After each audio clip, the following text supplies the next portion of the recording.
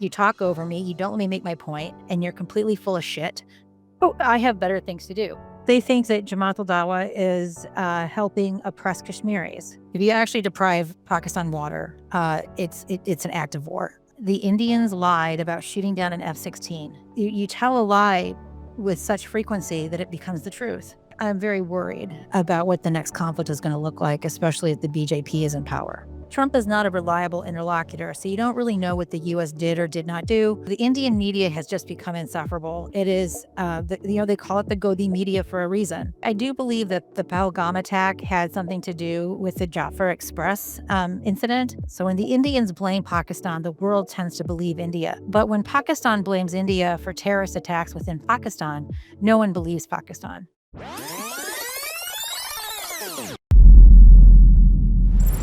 अस्सलाम वालेकुम everyone, I hope you all are doing great. आम आदमी हाजिर है आम आदमी पॉडकास्ट के एक नए एपिसोड के साथ। तो दोस्तों, पिछले एक महीने से हम जिस तरीके की सिचुएशन में मुब्तला थे वो तो किसी से ढकी छुपी बात नहीं है, सब लोग ही जानते हैं। जिस तरीके की हमने हालात देखे पिछले एक महीने के दौरान, जो जंग के प्रोसेस से भी हम गुजरे और इंडिया पाकिस्तान के दरमियान जिस तरीके की झड़पें हुई, जिस तरीके के हालात हुए, वो किसी से ढके छुपे नहीं हैं।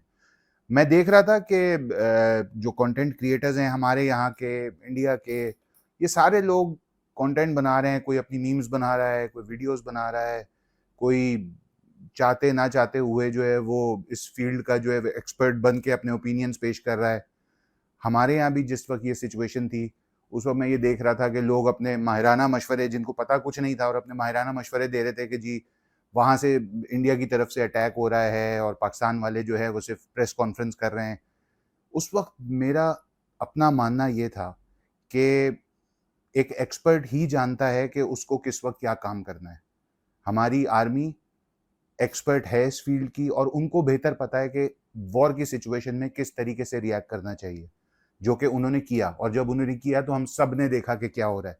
तो बजाय इसके कि हम अपने आप को एक्सपर्ट मानते हुए हर चीज़ पे जजमेंटल हो जाएं और हर चीज़ पे कमेंट्स पास कर दें, या अब जिस तरीके से कंटेंट क्रिएटर्स हमारे यहाँ पे वीडियोस बना के पोस्ट कर रहे थे कि जी हम कब करेंगे और मज़ा नहीं आया। भाई, जंग जो है ना एक बहुत सीरियस मैटर है, इसको हमें समझना पड़ेगा, इसकी इंटेंसिटी को हमें फील करना पड़ेगा कि ये दो मुल्कों के दरमियान जंग की बात हो रही है, ये दो मुल्कों के क्रिकेट मैच की बात नहीं हो रही है। तो जब हर बंदा एक्सपर्ट बनने को तैयार था, मेरा अपना ओपिनियन पर्सनल यही था कि किसी ऐसे बंदे से बात की जाए या कोई किसी ऐसे बंदे को सामने लेके आया जाए, क्योंकि मैं अपने आप को इस फील्ड का एक्सपर्ट नहीं समझता था। और मेरा मानना ये था कि भाई बजाय इसके कि एक्सपर्ट बन जाऊं इस फील्ड के अंदर और अपनी राय कायम कर लूं, कुछ जजमेंटल हो जाऊं, लोगों को एक वीडियो बना के डाल दूं, लोग देखें उसको, जी वाह वाह हो जाए, ऐसा इस मामले में एटलीस्ट ऐसा बिल्कुल भी नहीं सोचना चाहिए और बिल्कुल नहीं करना चाहिए। तो मैं ये हमेशा से मानना मेरा ये था कि भाई किसी ऐसे बंदे से बात की जाए जो इस मामले को समझता हो, इसकी नज़ाकत को समझता हो।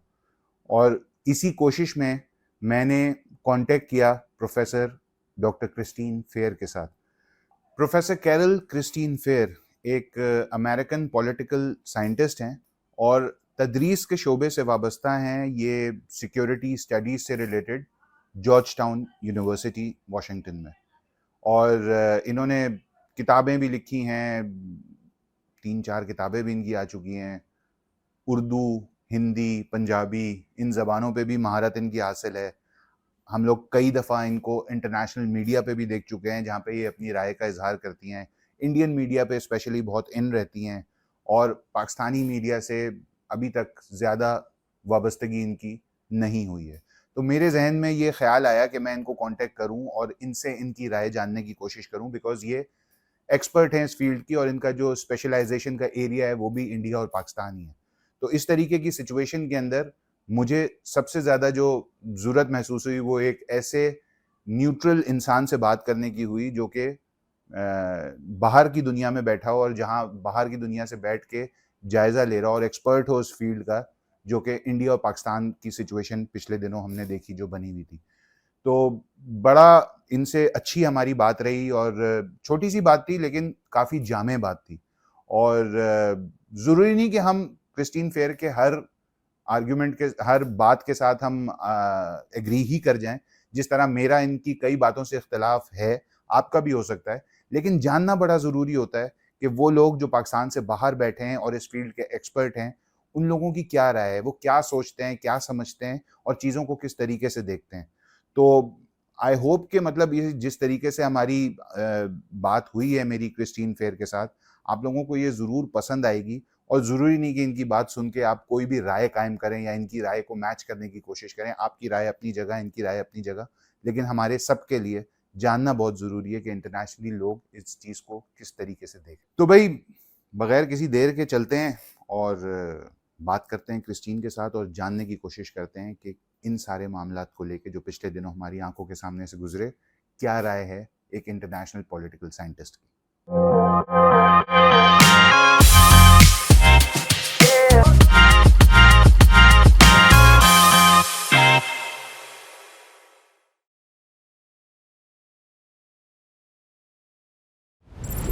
So, Professor Fair, thank you so much for giving us time for this very special episode of Aam Aadmi Podcast. Okay. Thank you for having me. And I will start with a very a question that I want to know, that I personally want to know about you. Oh, Yeah, okay. because you have appeared on many platforms worldwide and share your views all around different channels and different podcasts. Why haven't we seen you much on Pakistani channel so far? Because they won't have me. Really? They won't have me. They won't have me. They won't take my op-eds. They won't have me. Full stop. So it's not because I'm declining. It's because they're not asking. Okay, okay. But now you are here finally, huh? Yeah. Okay, so we'll start from 22nd of April, Pahalgam. Hmm. Okay, you know, Pahalgam is like part of South Kashmir, and it is a region with very high militarization. So, don't you think that it was like a major security lapse on Indian part that this incident happened? So I actually, as I go to Kashmir pretty often. And 2 years ago, I did a very extensive tour of Kashmir. I drove from Chandigarh to Pathankot. I went from Pathankot to Jammu, Jammu to Srinagar, Srinagar to Kargil, Kargil to Leh, and then to Pangong Sao, and then back to Delhi. So I did all that by road. And there is a very tight security grid. The counterinsurgency grid is very, very tight. But when it comes to terrorist attacks, even the best counterinsurgency grid can't stop all attacks. And so I don't think it was a major security lapse. I think the Indians, they've got like 1,000,000 people deployed. It's just very difficult to stop an attack like this, especially when you have local cooperation. And especially the way people are getting there, like the roads are not there that are properly built roads. They don't have that. Well, it depends on where you are. Actually, the Indians have done a really good job of expanding their infrastructure, but it's still, as you say, there's not a lot of penetration. And you see this like on the Chinese side, for example. The Chinese have been doing a lot of road and infrastructure building. And so the Indians are well behind the Chinese in terms of infrastructure building. So, so you think that there was not a security lapse in all that Pahalgam incident that happened? I think it's impossible to stop every attack. Okay, That's what I think. okay. So, like, we'll go to the resistance front. Okay, so first we saw that they take the responsibility of the attack, and then they suddenly Yeah. pull out of that. How I'm a I imagine the ISI had some opinion about the resistance front, uh, retrenching from taking responsibility. Um, this only works when there's plausible deniability, and when there's no plausible deniability, then you have a home address that reads Pakistan. But what should one do, like a common man, like an Aam Aadmi? What should an Aam Aadmi do, like to believe what they said first, or what they said when this So take the place? Well, look, I'll tell you what the Aam Aadmi should do. The Aam Aadmi knows full well, all over Lahore and all over the Punjab, the Jamaat al-Dawa has all sorts of advertisements. They have posters all over the place. I know because I've collected those materials and I've analyzed them. So the Aam Aadmi knows exactly who Jamaat al-Dawa is and what they do. And so I don't buy the innocent Aam Aadmi. The fact is they know what Jamaat al-Dawa does. The fact is they support it. I have survey data that shows this. They think that Jamaat al-Dawa is, helping oppress Kashmiris, and they believe the Jamaat al-Dawa propaganda as much as anyone else, and, so the Aam Aadmi knows exactly what's going on. I Because give a lot of credit to the Aam Aadmi, yeah, because the Aam Aadmi who's sitting in Pakistan and the Aam Aadmi who's sitting in India, they have very different views. but I'm also very sympathetic to the way in which India is seen in Pakistan, particularly under Modi. I've also been a critic of the high-handedness with which the Indians operate in Kashmir. But don't you think that India was a bit quick in blaming Pakistan right after the attack? No, I don't. I do not. And what is kind of curious to me though, is that I do believe that the Pahalgam attack had something to do with the Jaffa Express incident. What I do find interesting is that the Indians have attribution dominance. So when the Indians blame Pakistan, the world tends to believe India. But when Pakistan blames India for terrorist attacks within Pakistan, no one believes Pakistan. I do find that interesting that the Indians have attribution dominance. And why is that? Why nobody is like believing Pakistan? So I think Pakistan has a huge credibility gap. And I think what's fascinating is the Indians have really squandered a lot of their credibility by making up these ex post facto war kills that they shot down certain number of Pakistani planes, which there's no evidence. But for whatever reason, I think the Indians have been much more successful at obtaining attribution dominance relative to the Pakistanis. So like what you say about the recent jingoism that happened on the Indian media? Oh yeah. Well, I would say it's on both sides. Both sides do it. Both sides definitely do it. The Indians, um, I would say the Indians were probably more jingoistic than the Pakistanis were in this instance. I actually walked off of the Arnab Goswami show Yes, I saw that. I saw that. um, because it was like, what's the point of being on the show? You talk over me, you don't let me make my point, and you're completely full of shit. Oh, I have better things to do. Yeah. That I told him to a space But that his show is jingoistic. if you ask me, that I'm going to tell you that I was watching the Indian media and the Pakistani media at the same time that day, Yeah. and the way the Indians are presenting their story, it was like out of the world. It was out of the world. If I had listened to Arnab Goswami, I would have believed that Karachi was now a suburb of Mumbai, right? No, the Indian media has just become insufferable. It is, they call it the Godi media for a reason. And the point I was trying to make on Arnab's show, but he didn't want to hear it because he knew I was right, is that this jingoistic media creates public expectations that generates political expectations and a military response that's not sustainable.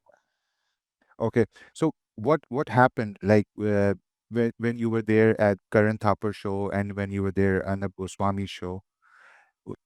I, who was watching it from the different country, have a neutral mind at that time when I was watching that show. I believe that till the time you were speaking what Indian wants to hear, they will welcome you. And Correct. and the time you started arguing them and you're not supporting what they are saying, they will make you push back. Well, that's true of the Pakistani media too. I mean, ultimately, that's my problem with the ISI. Uh, I wrote a book on the Pakistan Army. I used principally Pakistani Army sources. I didn't use American sources. I used the Army's own sources. And they thought that I was friendly to Pakistan. I don't know why they would have thought that. I'm friendly to facts. And so the Pakistanis are the same way. So I don't like as I said, at least the Indian media have me on, even though I'm critical of the Indians. The Pakistani media does not. but what do you think the role of media and social media, like it, for that particular incident, like how important the role of media and social media is. Well, I think it's huge. I mean, as you said, if you listen to the Indian media, the Indians had decisively defeated Pakistan. And the point that I've been trying to make is that the Pakistanis actually, from their point of view, came away from this victorious. And to underestimate the Pakistani sense of victory is to underestimate Pakistan's calculus in supporting these kinds of attacks in the future. But the Indians are so jingoistic that this is not a message that they want to hear. So, I for a long time I didn't do any Indian media because I found it to be so obnoxious. I would just hit delete when the messages came. And I'm probably going to go back to that. Okay. Okay. So, like, one more claim by the Indian side that Pakistan had attempted to target the Golden Temple. I have called the bullshit flag on that. That is complete bakwas. Uh huh. Uh huh. It's complete bakwas. One, the Pakistanis have done a lot. They have pretty solid Khalistani credentials. They've harbored Khalistanis. They've supported the Khalistani cause in Pakistan, but also in the diaspora. This is a complete nonsense. Now, just because Amritsar was targeted doesn't mean the Golden Temple was targeted, and I think that's the distinction. But this government is really anti-Sikh, and they want to do what they can to drive a wedge between Pakistan and the Sikhs. I mean, think about the Kartarpur corridor, for example.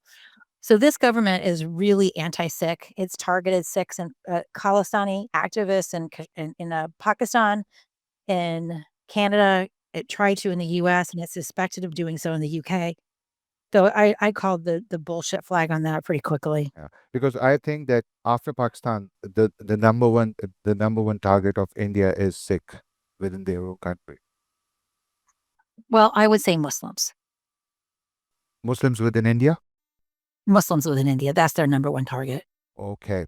So, like, who do you think that from the news that we are viewing since day one of that Pahalgam attack, the bombardment of the false news? Who do you think that who is the major beneficiary of that? I don't think. So m- that's my question. Why they are doing this? Well, it's the Godi media, right? That's what they call it, the Godi media. It's in the lap of Modi. And so the primary beneficiary is Modi, in his strongman image, his chuppan inch casino wala image. So so like, do you think that by spreading the fake news, they can achieve what they want? Well, I'll give you a really good example. In 2019, the Indians lied about shooting down an F-16. To a man, people believed that F-16 was shot down. I had a confrontation with the air chief over it, and I just told him to his face, "This is nonsense." So, I'm surprised I still get visas to India after that. But yeah, you tell a lie with such frequency that it becomes the truth. Yeah, you have got a very solid point on that. Like, so what about the de-escalation efforts? Like, we have seen that Trump on every platform he came in and he said that it was him who was the reason behind the de-escalation. Look, I don't know. Trump is not a reliable narrator. But do you think he was some way or another involved in all the de-escalation process? I think he was pushing on open doors. I think the Indians realized that this had gotten out of control and they needed an off ramp. And so I think he was pushing on open doors. Well, that's the same statement. The Indian External Minister, Mr. Shankar, said that it was not Trump, it was not anyone else. Yeah. It was the Pakistani army who said that on the military hotline. So to be honest, I don't know who to believe. Okay. I think both have credibility gaps. Yeah. Trump has obvious credibility gaps. Shankar has credibility gaps. So I don't know.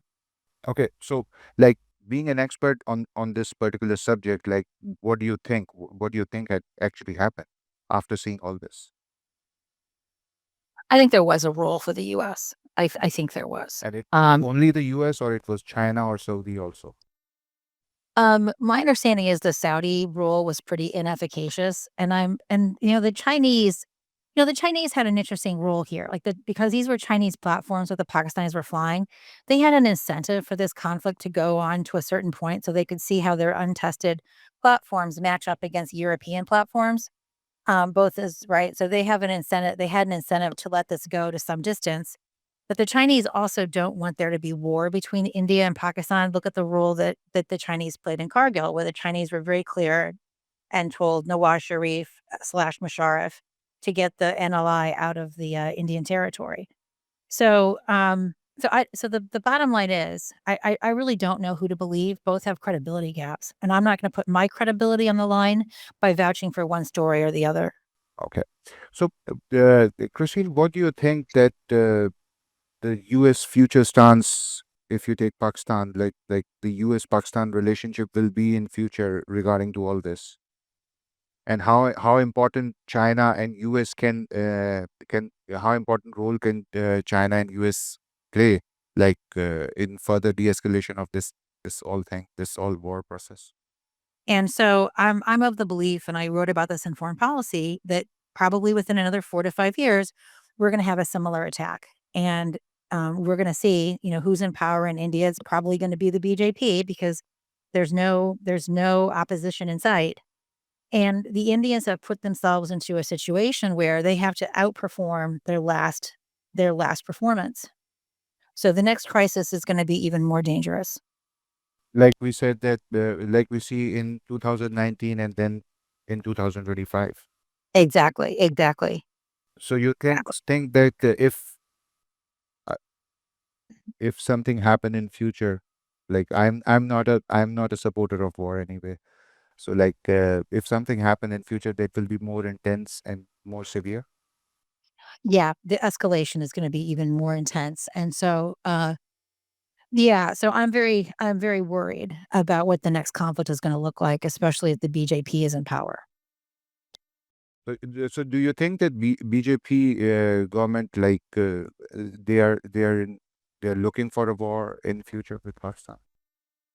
I don't think they're looking for a war. The one thing that I did notice, that has changed in coming out of this crisis is that the Indian talking points have now said, "The only thing we're gonna talk about with Pakistan is the return of POK," as they call it. They call it POK. I, of course, prefer to call it Pakistan Administered.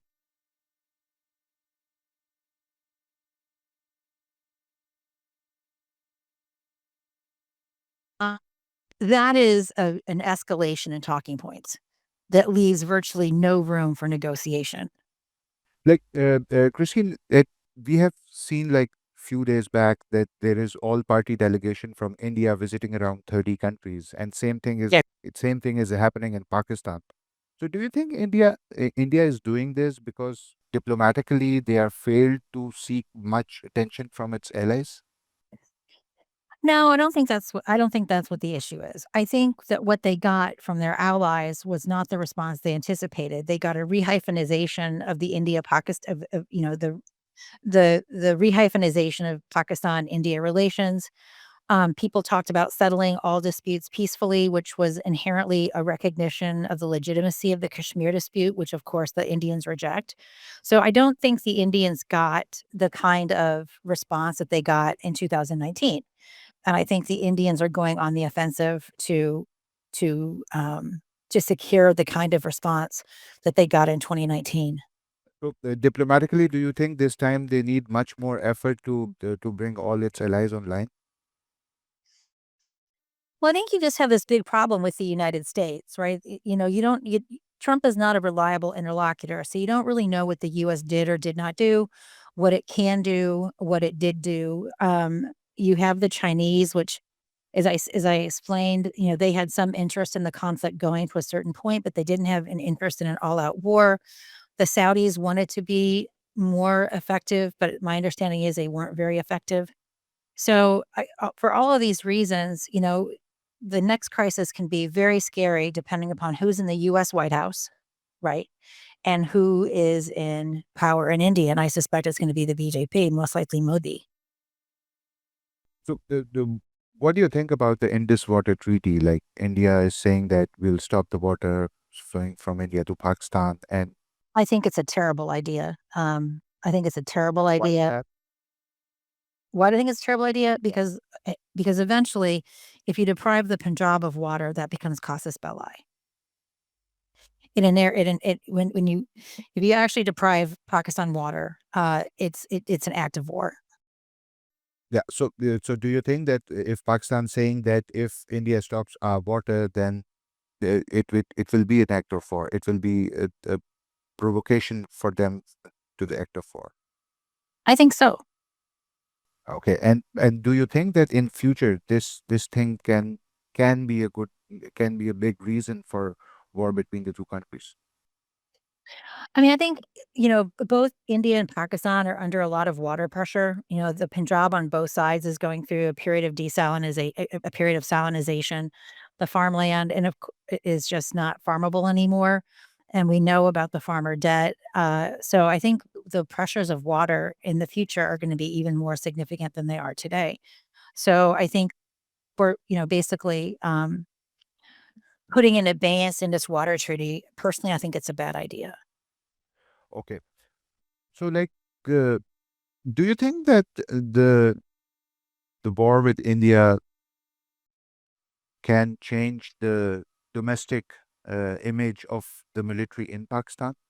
Like, Well, what is the well, image it did. before the war? Well, it did. It Yes. did. Asa Munir now is now a five-star general. So, so I think Asa Munir was the biggest beneficiary of this, right? Asa Munir and the army were uh, really taking a lot of criticism for his behavior and treatment of Imran Khan. It's back. It's back in the saddle. But in the eyes of a common man, what do you think that the image of the army, the image of the military forces has changed now? What it was Well, I before? I I mean, I'm not in Pakistan, so I can't answer that question, but based upon what I read in social media and what I read in the media, it seems as if the army's stature has been restored, and that was a big victory, for the Pakistani army coming out of this conflict. My questions are over now. Uh, I have gone through your LinkedIn profile, and I have seen a very like decent poetry you have written. Oh, thank you. I worked really hard on that. Yes, but really, because you gave me this much time, I really appreciate that. But at the end, I just wanna hear something, right? What your poetry is like. You can tell me some things, but one or two, like whatever you want to say.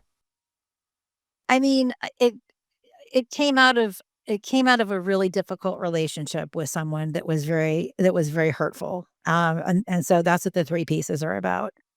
It's about really just being hurt. I mean, isn't that what mostly poetry is about anyway, is about being hurt? Do you still have something in your mind about your poetry? What your poetry really is? If I ask you to read something. I wouldn't wanna read something, I'm actually pretty shy about it. Okay. I do a lot of I do a lot of translations from Punjabi, Urdu, not so much Hindi, mostly Punjabi and Urdu, so if you know my LinkedIn, you'll see I've also posted the translations that I've done. And then I do a lot of creative writing in English. So I get pieces published. So and I'm working on a chapbook of short stories. So it's kind of what I do when I'm not thinking about India and Pakistan. Okay, that's very nice, and I hope that you'll keep on writing. And I will. I'm not sure, writing those poems in Punjabi. So I wrote them in Gurmukhi. Hmm. Right? Because I don't I mean, I can so all my tattoos I have all my tattoos are in Sharmuki, so I one of my tattoos is Gham Ishq Da Boot.